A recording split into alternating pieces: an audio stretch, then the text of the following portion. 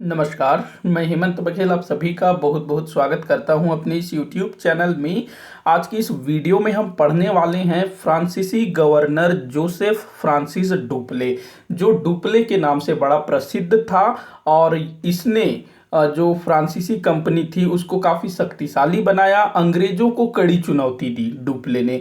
और अंग्रेजों के साथ फ्रांसीसियों के जो 3 युद्ध हुए थे ना, कर्नाटक के 3 युद्ध, तो उनमें से जो पहले के जो 2 थे उनमें डुप्ले ने ही फ्रांसीसियों का नेतृत्व किया था। तो जानेंगे डुप्ले के बारे में, इसके जीवन के बारे में और इससे रिलेटेड किस तरह के क्वेश्चंस परीक्षाओं में पूछे जाते हैं।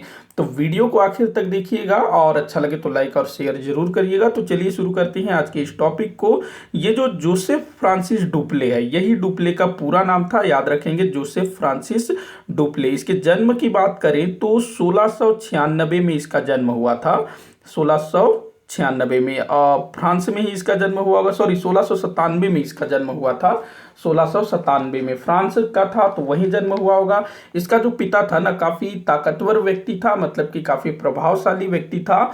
और 1720 में पिता के प्रभाव से इसको जो है ना पौंडीचेरी जो भारत में है, जो फ्रांसीसियों की बस्ती थी उस समय, तो अपने पिता के प्रभाव से इसको पौंडीचेरी में जो फ्रांसीसी ईस्ट इंडिया कंपनी है वहां पर एक उच्च पद प्राप्त हो जाता है। क्योंकि इसका पिता जो है काफी प्रभावशाली था, संपन्न था, तो उसी से इसको जो है अच्छी खासी पोस्ट मिल जाती है। नेपोटिज्म का इसको फायदा मिलता है।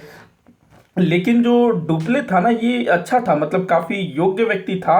और अपने योग्यता के बल पर इसने पौंडीचेरी में निजी व्यापार के जरिए काफी धन प्राप्त कर लिया था। देखिए फिर से सुनिएगा कि जो डुप्ले था उसने पौंडीचेरी में रहते हुए निजी व्यापार के जरिए बहुत सारा धन प्राप्त कर लिया था, काफी पैसा कमा लिया था, निजी व्यापार। तो यहाँ पर जो मैंने निजी व्यापार बताया है ना, तो इसको आप लोग समझिए कि जो ब्रिटिश ईस्ट इंडिया कंपनी हो या फ्रांसीसी ईस्ट इंडिया कंपनी हो, इन दोनों कंपनियों के जो कर्मचारी थे, जो सैनिक थे, उनको निजी और व्यक्तिगत स्तर पर भी व्यापार करने का अधिकार प्राप्त था। मतलब कि वो लोग अपने कंपनी के लिए तो व्यापार करेंगे ही करेंगे, लेकिन उसके अलावा अपने व्यक्तिगत हित के लिए, अपने व्यक्तिगत फायदे के लिए भी वो व्यापार कर सकते थे। दोनों ही कंपनियों में ये चीज जो है लीगल थी, इसको ध्यान रखेंगे। और इसी चीज का फायदा उठा करके डुप्ले ने बहुत सारा पैसा कमा लिया था। कहां पर? पौंडीचेरी में। अब क्या होता है, इसी बीच जो फ्रांस है ना, तो फ्रांस देश, तो फ्रांस में फ्रांसीसी कंपनी के संविधान तथा कर्मचारियों के ऊपर थोड़ा सा भरोसा उठने लगता है। मतलब कि फ्रांस की सरकार को लगता है कि जो फ्रांसीसी ईस्ट इंडिया कंपनी के जो कर्मचारी हैं, अधिकारी हैं, वो कुछ ऐसा काम कर रहे हैं जो कि हमारे हित के, मतलब हमारे लिए अच्छा नहीं है। तो इस चीज का आरोप लगा करके वो लोग जो है डुप्ले को निलंबित कर देते हैं। मतलब कि और भी अधिकारी कर्मचारियों पर कार्रवाई होती है कि तुम लोग जो है भारत में कुछ अवैध काम कर रहे हो, फ्रांस के विपरीत काम कर रहे हो, जो हमको घाटा हो, उस टाइप से। तो डुप्ले को भी निलंबित कर दिया जाता है। और जो डुप्ले मतलब उसको संदेह के आधार पर उसको निलंबित कर दिया जाता है और भारत से वापस आने को बोला जाता है। लेकिन जो डुप्ले है वो भारत में ही रहता है और उसके विरुद्ध जो निर्णय लिया गया है, जो कार्रवाई की गई है उसके ऊपर, वो उसके खिलाफ अपील करता है। एक तरह से जो है कोर्ट केस लड़ता है, लेकिन ऐसा कुछ नहीं होता, अपील करता है। और फिर जो है पूरे मामले की छानबीन होती है, जांच पड़ताल होती है। और जब जांच पड़ताल पूरी होती है तो फिर डुप्ले को जो है ना सम्मान सहित बरी कर दिया जाता है। मतलब उस पे जो आरोप लगाए गए थे उससे वो छूट जाता है। और डुप्ले को 1730 में चंद्रनगर का गवर्नर नियुक्त कर दिया जाता है। बहुत इंपॉर्टेंट है, चंद्रनगर का इसको गवर्नर बनाया गया 1730 में। और यहाँ पर उसने अपनी योग्यता का प्रदर्शन करते हुए, जो चंद्रनगर कहाँ पर है? चंद्रनगर बंगाल में है, जो फ्रांसीसियों की एक बस्ती थी। औरंगजेब के समय शाइस्ता खान ने फ्रांसीसियों को चंद्रनगर का क्षेत्र दिया था। तो वहां पर जो है डुप्ले अपनी योग्यता के बल पर चंद्रनगर को काफी ज्यादा डेवलप करता है और फ्रांसीसी अधिकारियों के नजर में आ जाता है। फिर उसकी जो है बहुत ज्यादा तरक्की होने लगती है। और 1741 में डुप्ले जो है फ्रांसीसी बस्तियों का डायरेक्टर, या फिर कहें पूरा का गवर्नर जनरल, या फिर वायसराय, मतलब कि पूर्व में फ्रांसीसी बस्तियों का सबसे प्रमुख अधिकारी बन जाता है, कर्ता धर्ता बन जाता है। कब? 1741 में, और इस पद पर ये 1754 तक बना रहा। ध्यान रखेंगे, पूरा एक तरह से वायसराय आप इसको बोल सकते हो। 1741 में बन गया डुप्ले और 1754 तक था।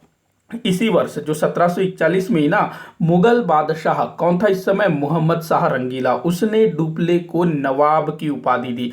प्रश्न पूछा जाता है किस यूरोपीय को मुगल बादशाह द्वारा नवाब की उपाधि दी गई, तो वो डुप्ले था। इसके बाद ना 1750-51 में हैदराबाद का जो सूबेदार होता है मुजफ्फर जंग, जिसकी की डुप्ले ने सहायता की होती है द्वितीय कर्नाटक युद्ध के समय, तो वो जो है ना डुप्ले को कृष्णा नदी के दक्षिणी क्षेत्रों का नवाब घोषित कर देता है, नवाब बना देता है। तो ये भी जो है प्रश्न पूछा जाता है। तो ये जो मोहम्मद शाह रंगीला था मुगल बादशाह, उसने नवाब की उपाधि दी और हैदराबाद के सूबेदार ने कृष्णा नदी के दक्षिणी भाग का नवाब बना दिया डुप्ले को। तो ये चीजें आप लोग ध्यान में रखिएगा, अक्सर परीक्षाओं में पूछा जाता है। अब हम लोग देखते हैं कर्नाटक युद्ध। जैसा कि मैंने शुरू में बताया कि जो डुप्ले है उसने प्रथम 2 कर्नाटक युद्धों में फ्रांसीसियों का नेतृत्व किया। तो जब पहला वाला जो कर्नाटक युद्ध हुआ उसमें फ्रांसीसियों की जीत हुई थी, और जो जीत के लिए उत्तरदायी सिर्फ डुप्ले था। मतलब कि डुप्ले के सूझबूझ से ही फ्रांसीसियों को जीत प्राप्त हुई थी। और इसमें ना एक युद्ध का जिक्र किया जाता है, टोमे का युद्ध। टोमे या फिर इसको जो है थोम का युद्ध भी बोला जाता है।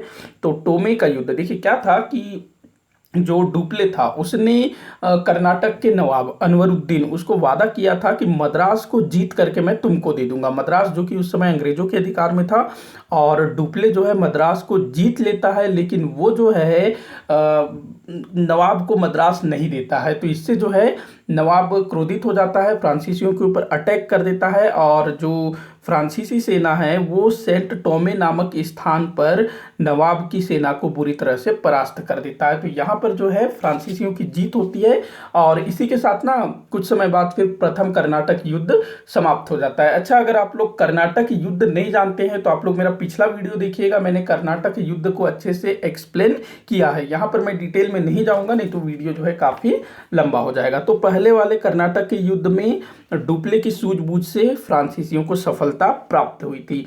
बात करें दूसरे कर्नाटक के युद्ध की, तो देखो जो दूसरा कर्नाटक का युद्ध हुआ था ना, तो उसमें क्या था, दूसरे कर्नाटक युद्ध का जो कारण था उसमें ये था कि जो फ्रांसीसी थे और जो अंग्रेज थे वो जो दोनों है ना, हैदराबाद और कर्नाटक में उत्तराधिकार के मामले में हस्तक्षेप कर रहे थे। मतलब कि फ्रांसीसी अपना अलग पक्ष को समर्थन दे रहे थे, अंग्रेज अपना अलग पक्ष को समर्थन दे रहे थे। तो जो फ्रांसीसी अर्थात डुप्ले, वो जो है हैदराबाद में मुजफ्फर जंग उसका समर्थन कर रहा था, और कर्नाटक में चंदा साहिब का समर्थन कर रहा था। वहीं अंग्रेजों की बात करें तो वो जो है हैदराबाद में नासिर जंग और कर्नाटक में अनवरुद्दीन का समर्थन कर रहे थे।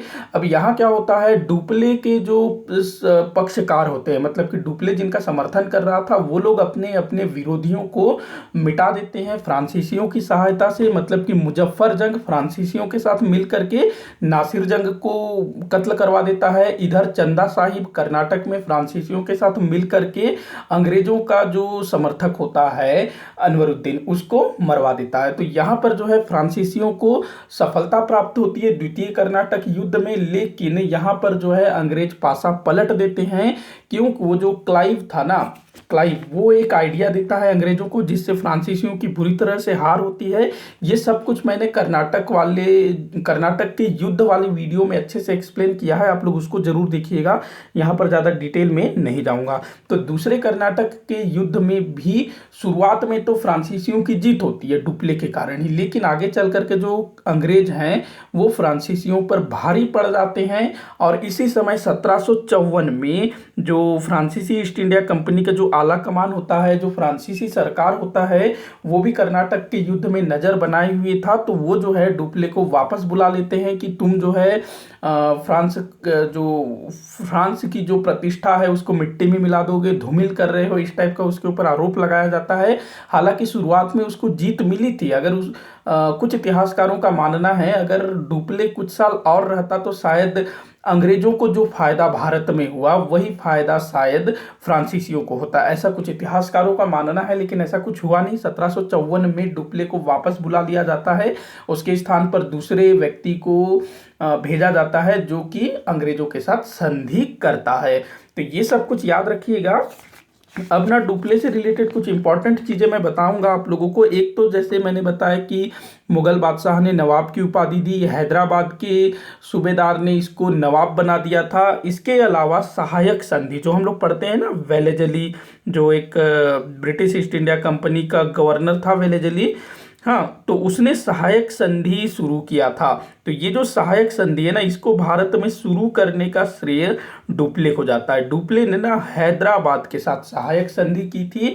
हैदराबाद में फ्रांसीसी सेना रखा था, वो भी हैदराबाद के खर्चे पर। मतलब कि सेना किसकी होगी? फ्रांसीसियों की। डुप्ले की कहाँ रहेगी? हैदराबाद में, हैदराबाद की सहायता के लिए। और खर्चा कौन उठाएगा? हैदराबाद का जो भी शासक होगा, जो नवाब या सूबेदार जो भी बोलो, तो वहां पर वो रहेगा। सेम यही चीज बाद में जो है वेलेजली ने शुरू की थी ब्रिटिश ईस्ट इंडिया कंपनी के लिए। तो सहायक संधि को शुरू करने का श्रेय भी किसको जाता है? डुप्ले को ही जाता है।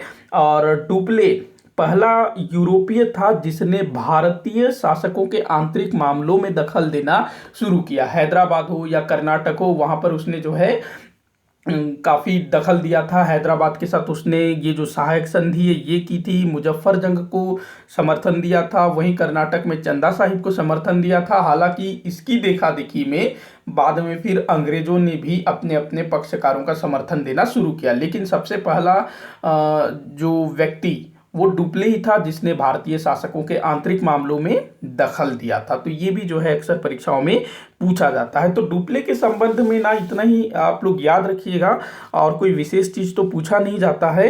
तो वीडियो यहीं एंड होता है। वीडियो अगर अच्छा लगा हो तो लाइक करिएगा, चैनल को सब्सक्राइब करिएगा। वीडियो को आखिर तक देखने के लिए बहुत बहुत धन्यवाद।